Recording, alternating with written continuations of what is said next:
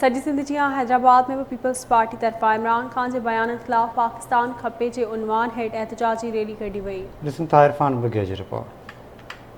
Pakistan peoples party तरफ़ां हैदराबाद में भी पाकिस्तान खपे जे नाले सां एहतजाजी रैली वॾे वज़ीर जे ख़ासि मुआविन सगीर कुरैशी जी अॻवानी में कढी वई, जंहिंमें कारकुननि जे वॾे अंग शिरकत कई।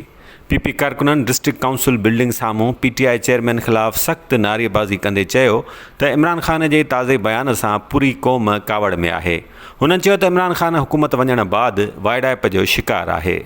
रैली जो मक़सदु पाकिस्तान के ख़िलाफ़ ॻाल्हाइण वारनि जी ज़बान बंदी, रैली जो मक़सदु पाकिस्तान गद्दारनि जे चेहरे का नकाब लाइण आहे। अॼु इंशाअल्लाह ताला पाकिस्तान पीस पार्टी जा वर्कर आसिफ अली ज़रदारी जी हिदायत ते बिलावल भुट्टो जो हुक्म थे इमरान खान के चेहरे का वो नकाब लाएंगे। इंशाअल्लाह पाकिस्तान को जो नापाक अज़ाइम रखते हैं हम उनको इंतबाह करते हैं।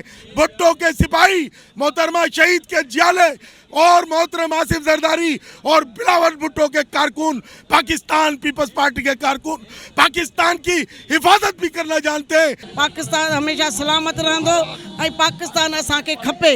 इहो जो नारो असांजो को चेयरमैन आसिफ अली खान जरदारी हयो हो, वो अॼु बि असां उहो नारो हणंदासीं त पाकिस्तान खपे ऐं ये पाकिस्तान खपे जे नाले ते ये रैली कढी वई आहे। बिजली की शॉर्टेज आहे, पानी की शॉर्टेज आहे, गैस की शॉर्टेज आहे, जेके मनसूबा हो तय करे विया उन्हनि खे तव्हांखे अॻिते खणणो हो त उहे बि न कया, उहे अध में छॾिया, सिर्फ़ु पंहिंजी कमाई करे निकिरी विया।